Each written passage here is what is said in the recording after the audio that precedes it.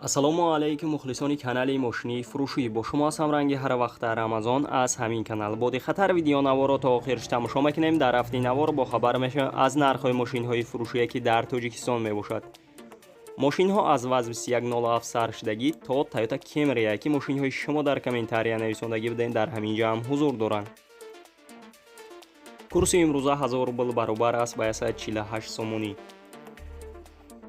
дӯстони азиз, касоне ки дар канали мо то ҳозир обуна шудагӣ нестед, обуна шавед, дар видеои мо лайкро бигзора. Мо мегзарем ба мошинҳои фурӯшие ки шумо бисёртар интизорашон ҳастед.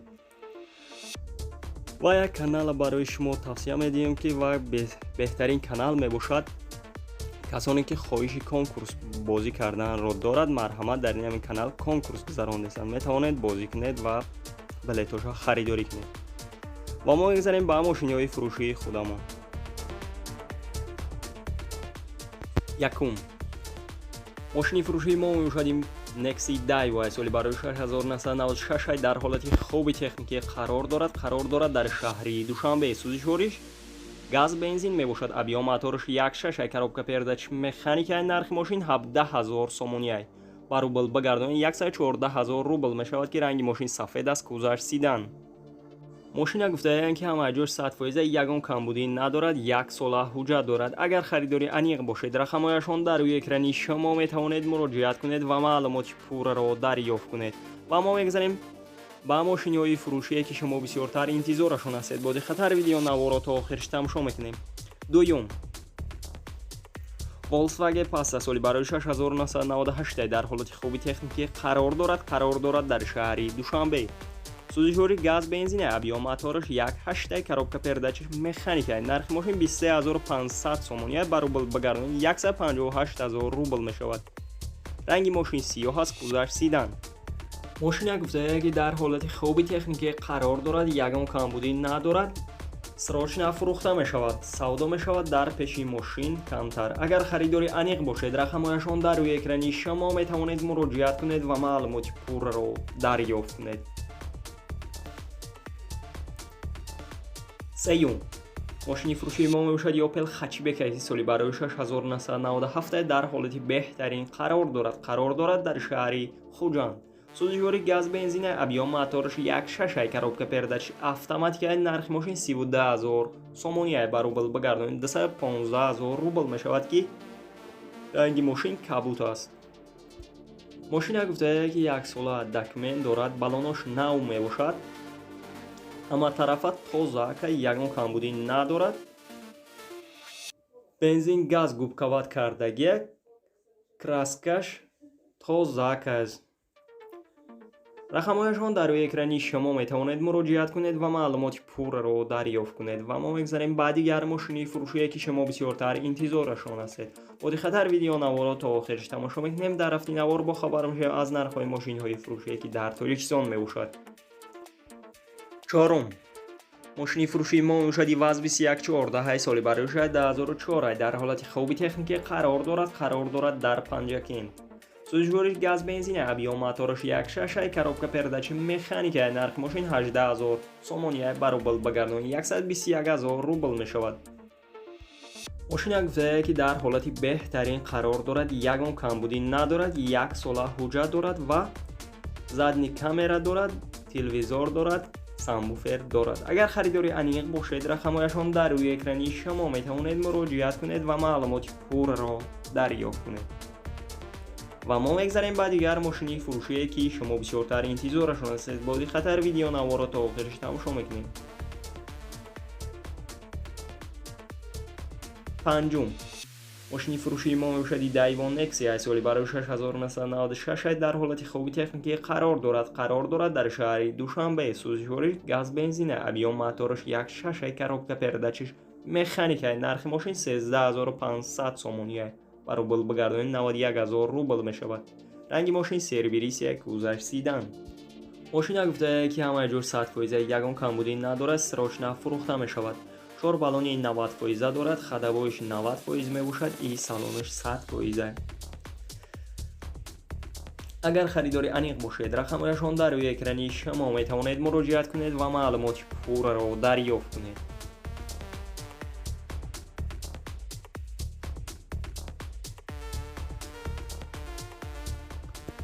ششم ماشین فروشی ما موشدی لادا پریورای سالی برای 2013 در حالت خوبی تکنیکی قرار دارد در شهری دوشنبه سوزشوری بنزینی خالی ابی و موتورش 1.8 کروبکا پردچش مکانیکا نرخ ماشین 44500 سومونیه.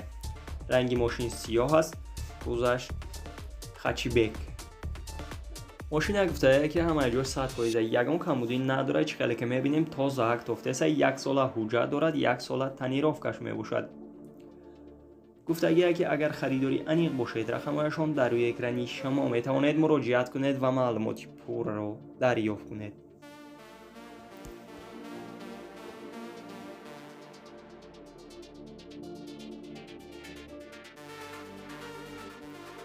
هفتم ماشین فروشی ما شدی لکسوس رکس که سالی برای 2004 در حالت خوبی تکنیکی قرار دارد در شهری دوشنبه سوزشوری بنزین خالی ابی و موتورش 3 لیتر کروبکا پردچ اتوماتیک نرخ ماشین 87000 سومونیه.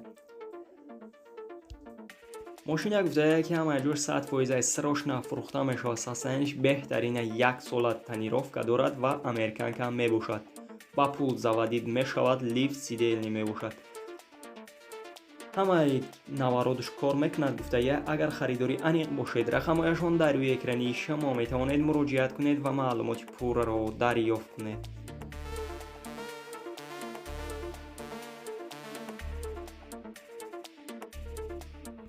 هشتم ماشین فروشی ما میشد خونده استار اکس سالی برای 2001 در حالت خوبی تکنیکی قرار دارد در خوجان. سوزشوری دیزل ابی و موتورش 2 لیتر کروبکا پردچ مکانیک نرخ ماشین 30000 سومونیه بر روبل بگردونید 21000 روبل میشود. ماشین گفته که همه جور 100% یگان رسخود ندارد، نخدو میباشد. اگر خریداری انیق باشید رقمایشان در روی اکرانی شما میتوانید مراجعت کنید و معلومات پور را دریافت کنید. و کسانی که در کانال ما تازه را ابونه شدگی نیستند ابونه شوید، در ویدیوی ما لایک را بگذارم و میگذاریم به ماشین های فروشی که شما بسیارتر انتظارشان هستید. نهم ماشین فروشی ما میشدی دایوا لاستا سالی برای 2004 در حالت خوب تکنیکی قرار دارد در شهری دوشنبه. سوزشوری بنزین خالی ابی و موتورش 1.5 کروبکا پردچ مکانیک نرخ ماشین 28000 سومونیه بر روبل بگردونید 188000 روبل میشود. رنگ ماشین سری بریسی کوزر سیدان. اگر خریداری انیق باشید رقمایشان در روی اکرانی شما میتوانید مراجعت کنید و معلومات پور را دریافت کنید. دهم ماشین فروشی ما میباشد خونده سالیار سالی برای 2013 در حالت خوبی تکنیکی قرار دارد در شهری دوشنبه. سوزشوری بنزین گاز ابی و موتورش 1.6 کروبکا پردچ اتوماتیک نرخ ماشین 85000 سومونیه. رنگ ماشین سیاه است. کوزر سیدان. ماشین گفته که در حالت بهترین قرار دارد، خریداری کنکرت نه زنگ بزند. گفته اگر خریداری انیق باشید رقمایشان در روی اکرانی شما میتوانید مراجعت کنید و معلومات پور را دریافت کنید. 11 ماشین فروشی ما میشدی BMW ترویکا سالی برای 2003 در حالت خوبی تکنیکی قرار دارد در شهری دوشنبه. سوزشوری بنزین خالی ابی و موتورش 1.8 کروبکا پردچ مکانیک نرخ ماشین 48000 سومونیه بر روبل بگردونید 320000 روبل میشود که رنگ ماشین سیاه است. روزش سیدان.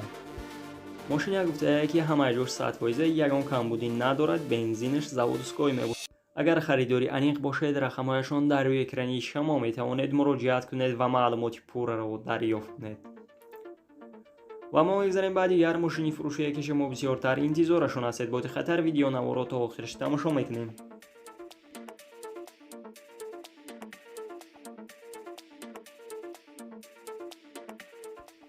12 ماشین فروشی ما شدی تایوتا کمری سالی برای 2012 در حالت خوبی تکنیکی قرار دارد در شهری دوشنبه. سوزشوری بنزین خالی ابی و موتورش 5 لیتر کروبکا پردچ اتوماتیک نرخ ماشین 108000 سومونیه. رنگ ماشین سفید است. کوزر سیدان. ماشین گفته که همه جور 100% تاکسی کار کردگی نیست، تاکسی هم نیست. документош ҳамаш нав карда гуфтаед, документош тонировкаш нав мебошад. агар харидори аниқ бошед, рақамҳояшон дар рӯи экрани шумо метавонед муроҷиат кунед ва маълумоти пурраро дарёфт кунед. ва мо мегузарем ба дигар мошини фурӯшие ки шумо бисёртар интизорашон ҳастед.